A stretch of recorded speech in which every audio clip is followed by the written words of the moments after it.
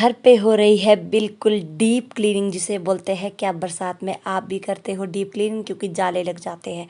और हमारे बन गया घर पे हाटी वाला पकवान, तिल पक्की। और मेरी बेटी यहाँ पे पैसे कमाने में खूब लगी हुई है, अपनी माँ के लिए पैसे बटोर रही है। हेलो, नमस्ते जी, स्वागत है आपका मेरे ब्लॉग में। और सिरमौर में, जैसा कि मैंने आपको पिछली वीडियो में बताया था कि मैं पौंटा आई हुई हूँ। तो मुझे पौंटा में जब 6-7 दिन हो गए थे, तो फिर यहाँ पर मेरी मम्मी, और जिस दिन संडे था मेरे भाई और की भी छुट्टी थी, मेरे मम्मी और ने जी सुबह सुबह जब तक सब लोग सो के उठे ना, उससे पहले ही सफाई अभियान छेड़ दिया था संडे के दिन। और वो भी डीप क्लीनिंग वाला, कि पंखे धोने हैं, खिड़कियाँ धोनी है, सब कुछ धोना है भाई। और हर बंदे को काम पे लगा दिया था। और इस कमरे में सोए हुए थे अंदर वाले, मैं और मेरी बेटी। ये जो मेरे पीछे, जब तक मैं और मेरी बेटी सो के उठे, इन्होंने यहाँ पे सफाई अभियान छोड़ दिया था। ऐसा नहीं, मेरे मम्मी मेरे से भी बहुत काम कराते हैं जब मैं मेहमान जाती हूँ। पर अभी मेरे ना गाँव से छोटे मम्मी आए हुए थे, और मेरे भाई और की भी आज छुट्टी थी, तो फिर मम्मी ने ज़्यादा मेरे लिए बोला ही नहीं। मतलब मेरे को फिर फ्री रखा, क्योंकि छोटे मम्मी भी थे और मेरे भाई और भी थे। वरना मेरे मम्मी बहुत काम कराते, तब बोलते ऐसे अपने बोले अपनी शोराई को कहा कि बहन सांडी किए नहीं थे, बहन सांडी किए इन्हें, सोते आंदे रहो, ऐसे ऐसे करके। बाकी मुझे कभी कभी खुद भी मम्मी के लिए बुरा लगता है। मेरी मम्मी थोड़े से बीमार रहते हैं, ज़्यादा काम नहीं कर सकते, तो फिर मैं अपनी मम्मी की हेल्प कभी कभी करवा लेती हूँ मेहमान जाकर रोटी रोटी बनाने में। वही जो अपने सास की भी करवाती हूँ ससुराल में। मेरे लिए मेरे सास और मेरे मम्मी एक जैसे ही है भाई। और फिर ना शाम को ना मेरे बुआ जी और आने वाले थे। ये देखिए, जब तक यहाँ पर सफाई सफाई ख़त्म हो गई और हमने दिन को फिर आराम किया, लंच लुंच किया, और शाम को आ गए थे मेरे बुआ जी और मेहमान। जब भी मैं मेहमान जाती हूँ ना, तो मेरे बुआ और भी आता है, तब हमारी उमड़ाई है, सब भी की उमड़ाई है। मेरे दोनों बुआ जी और मेरे मम्मी बना रहे थे यहाँ पे तिल पाकी, जो हमारे सिरमौर का, वैसे तो शिमला में भी बनाते हैं लेकिन सिरमौर में बहुत ज़्यादा बनाते हैं तिल पाकी। हमारा खा जाओ सह जाना। और मेरा भाई बना रहा था अपने लिए अलग से आलू की तिल पाकी। ये थे मेरे वहाँ पर फूफा जी। मेरे छोटे मम्मी बना रहे थे यहाँ पे तिल पाकी, उबली थी तौड़े। हमारा, मैं ना हमेशा से सोचती हूँ कि यार मैं भी अपने मम्मी जैसी बनूँ। जब भी इतनी डिश मेरे लिए नहीं बनाते, नहीं, क्योंकि मैं तो हर 10-12 दिन जाती रहती हूँ। बस तो भाई बनाते, पर इतनी नहीं बनाते। जब मेरे बुआ और आते हैं ना, तो तब तो मेरे मम्मी इतनी खातिरदारी करते हैं ना अपनी नंदों की, यहाँ पे आप देख ही सकते हो। और फिर शाम को बनाने इन्होंने उल्लू उड़े, पर मैं ना उसकी वीडियो बना नहीं पाऊँगी, क्योंकि मैंने ना, मतलब मैंने अपनी एक मनी बुआ है मेरी, वहाँ पे जाना है मैंने, उसके रेजिडेंस ना। तो फिर यहाँ पे देख सकते हो आप, यहाँ पे बन गई है हमारी तिल पाकी। आप भी आ जाओ खाने। यार आप भी बताओ, आपके घर में भी बनाते हैं क्या तिल पाकी? मेरे भाई ने बनाई थी अपने लिए आलू की, ये बनाई है मम्मी ने हमारे लिए बंग जीरे की, हमें भी बहुत ज़्यादा पसंद है।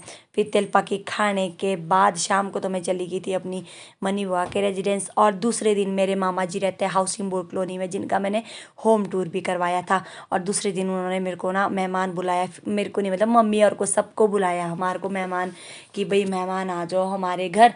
फिर हम लोग चले गए अपने मामू जी के घर। ये है मेरे मामू जी, LT है ये, और इनका घर है हाउसिंग बोर्ड कॉलोनी में। पूरी फैमिली मेरी और मेरे पति भी आ गए थे पौंटा। इनकी ये है मेरे नानी जी, ये मेरे प्यारे से नानी जी है। अब मेरे पति की ना नाहन में मीटिंग थी जो कैंसिल हो गई, फिर हम, इन्होंने घर जाना था वापस, वैसे इन्होंने नाहन जाना था, फिर गए नहीं और पौंटा ही में रुके। और मामू ने बुलाया हमें मेहमान, यहाँ पे हो रही है मेहमान की खातिरदारी। और यार ऐसे हुआ ना कि इन्होंने वहाँ जाना था नाहन, फिर नाहन जा नहीं पाए। फिर तब मामू ने बोला कि जब पौंटा ही में रुकना है, अपने ससुराल से अच्छा इधर ही आ जाओ। फिर मेरे मायके वाले भी आए सारे, सबको बुलाया मामू ने मेहमान, और हमें भी बुलाया। वैसे भी जुंजिया में पाड़े वो ना जत्थे वो ना बहुत कम हो गए, ऐसे 2% लोग जो पौने ने मानो ले, बाकी बहुत दे वो इधर पौने। तो फिर सारे हम थे।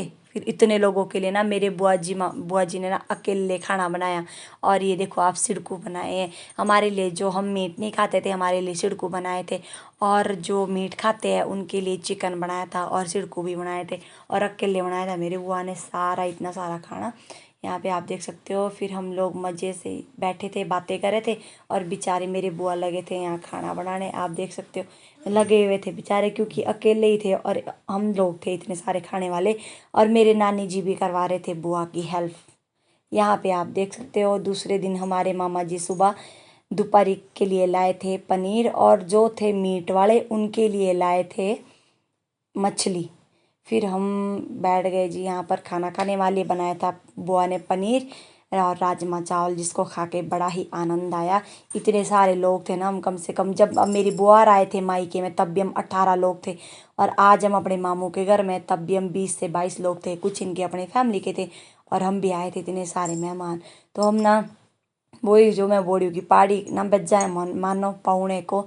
तो फिर यहाँ पे आप देख सकते हो सब लोग बैठे हुए थे और हम कर रहे थे घर जाने की पैकिंग। मेरे पति मेरे को बोल भी रहे थे कि ना रेड अलर्ट है, तू रहने दे। पर मैं मेरे को ना सच में पहली बार मेरे को ससुराल का बुरा लग रहा था कि ना मैंने भी आना है घर। बाकी मेरी मम्मी, जैसा मैंने पहले बताया, ये लोग और जाओगे। और यहाँ पे आप देख सकते हो मामू ने, मेरे मम्मी ने, मेरे पापा ने, सब ने प्राणिका को पैसे दिए। बारी बारी से मैं पैसे रखती जा रही थी, बैग में रखती जा रही थी। मैंने कहा यार चलो बोझ भी है भाई, ये ना बहुत पैसे नहीं देने चाहिए बच्चों को। पर चलो फिर ऐसे रहता है, अब जब दे रहे तो ले लो भाई। फिर मैं भी, मेरे पति मेरे को डांटते रहता है कि प्राणिका के पैसे खाती है तू। पर यार क्या करना, जब मिल रहे इसको भी तो फिर मैं भी चाट चट कर जाती हूँ। फिर हम लोग आ गए घर। यहाँ पे आप देख सकते हो ये हमारी सरकारी बस है जिसमें हम घर जा रहे हैं।